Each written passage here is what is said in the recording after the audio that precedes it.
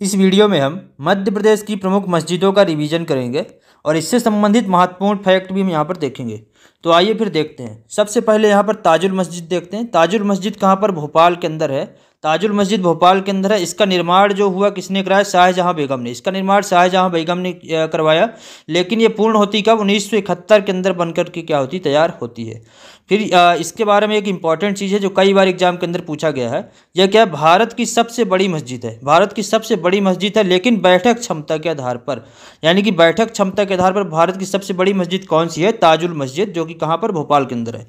और ये मुगल वास्तुकला से क्या है? प्रेरित है ना। मुगलों की वास्तुकला क्या किया गया? इसमें प्रयोग किया गया है।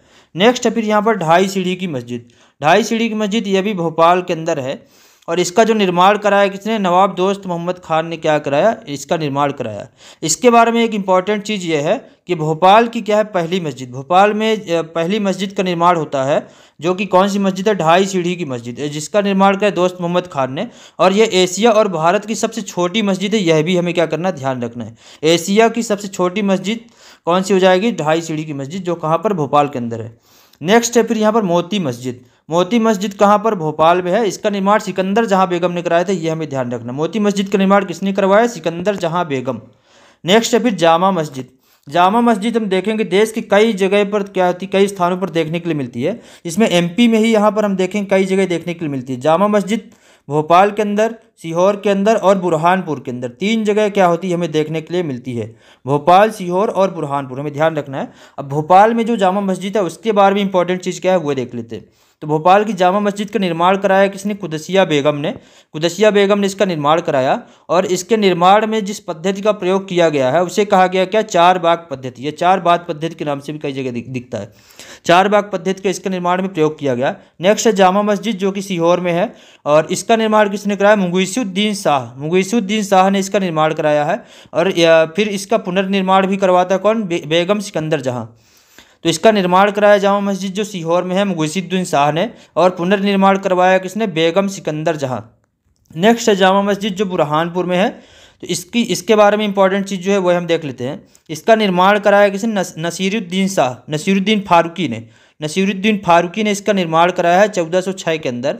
और इसमें एक चीज़ जो इंपॉर्टेंट देखने को मिलती है वह क्या है? उर्दू, संस्कृत और प्राचीन देवनागरी लिपि जो है रखने वाली एकमात्र मस्जिद है। यानी कि इस मस्जिद में उर्दू, संस्कृत और देवनागरी लिपि लिखने में जो है देवनागरी लिपि का क्या किया गया? इसमें प्रयोग किया गया है।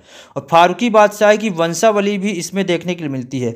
अब यहाँ पर क्वेश्चन यह बनता है, फारूकी बादशाह की वंशावली किस मस्जिद में देखने के लिए मिलती है? तो कौन सी? जामा मस्जिद, जो कहाँ पर? बुरहानपुर के अंदर है। ठीक है। नेक्स्ट है फिर यहाँ पर जामा मस्जिद मांडू के अंदर भी है। जामा मस्जिद जो मांडू के अंदर है उसकी अगर हम बात करें तो इसके बारे में इंपॉर्टेंट क्या है? अफगानी शैली का इसमें प्रयोग किया गया है ना। इसके निर्माण में अफगानी शैली का क्या किया गया? प्रयोग किया गया। नेक्स्ट है फिर बीबी की मस्जिद। बीबी की मस्जिद कहाँ पर है? यह भी बुरहानपुर के अंदर है। और इसका निर्माण कराया किसने? रुकैया बेगम ने। इसका निर्माण कराया था रुकैया बेगम ने। भोजशाला की मस्जिद देखते हैं फिर। भोजशाला की मस्जिद कहाँ पर? धार में हो जाएगी। नाम से ही यहाँ पर जैसे नाम में क्या है? भोज आ रहा, राजा भोज शासन करते थे कहाँ से? धार से। तो यहाँ पर भोजशाला की मस्जिद कहाँ पर? धार के अंदर हो जाएगी। और इसका जो निर्माण कराया गया उसके बारे में हम देखते हैं। भोजशाला का निर्माण किसने कराया था? राजा भोज ने। भोजशाला का निर्माण किसने कराया? राजा भोज ने कराया। लेकिन बाद में क्या होता है? यहाँ पर मुस्लिम शासक आते हैं और मुस्लिम शासक उस भोजशाला को क्या कर देते? मस्जिद में क्या कर दिए? परिवर्तित कर दिए। ठीक है। तो ये एग्जाम के लिए इंपॉर्टेंट हो जाती है। भोजशाला का निर्माण करवाया राजा भोज ने, लेकिन बाद मुस्लिम शासक आते हैं और वे मुस्लिम शासक इसको क्या कर देते? मस्जिद में परिवर्तित कर देते हैं। नेक्स्ट है फिर यहाँ पर लाट की मस्जिद। लाट की मस्जिद की अगर हम बात करें तो यह कहाँ पर हो जाएगी? धार के अंदर। लाट की मस्जिद है कहाँ पर? धार के अंदर है। अकबर के आगमन का वर्णन इस मस्जिद में मिलता है। अकबर के आगमन का वर्णन मिलता है कि अकबर जो है क्या होते हैं, इसके स्तंभ पर 1598 में यहाँ पर लिखा गया है इसके स्तंभ पर मस्जिद के कि अकबर क्या किए थे? यहाँ पर आए थे, है ना। नेक्स्ट है फिर यहाँ पर शाही मस्जिद। शाही मस्जिद की बात करें कहाँ पर? विदिशा के अंदर हो जाएगी। शाही मस्जिद का जो निर्माण है वह प्रारंभ कराता है कौन? जहांगीर। शाही मस्जिद का निर्माण जहांगीर, लेकिन ये इसको पूर्ण नहीं करा पाता। इसको पूर्ण कराएगा कौन? शाहजहां। ठीक है। तो इसका निर्माण प्रारंभ हुआ जहांगीर के समय और पूर्ण होती कब? शाहजहां के समय पर। नेक्स्ट है फिर यहाँ पर ऊजर मदरसा। ऊजर मदरसा ये कहाँ पर? चंदेरी, अशोकनगर के अंदर देखने के लिए मिलेगी। ऊजर मदरसा जो है ये वैसे तो क्या है? ये एक कब्र थी पहले। उजर मदरसा क्या थी? एक कब्र थी। किसकी कब्र थी? एक शिक्षक हुआ करते थे, कौन? मदारिस। मदारिस। और एक विश्वविद्यालय के क्या थे? और विश्वविद्यालय के क्या थी? एक कुलपति भी थे।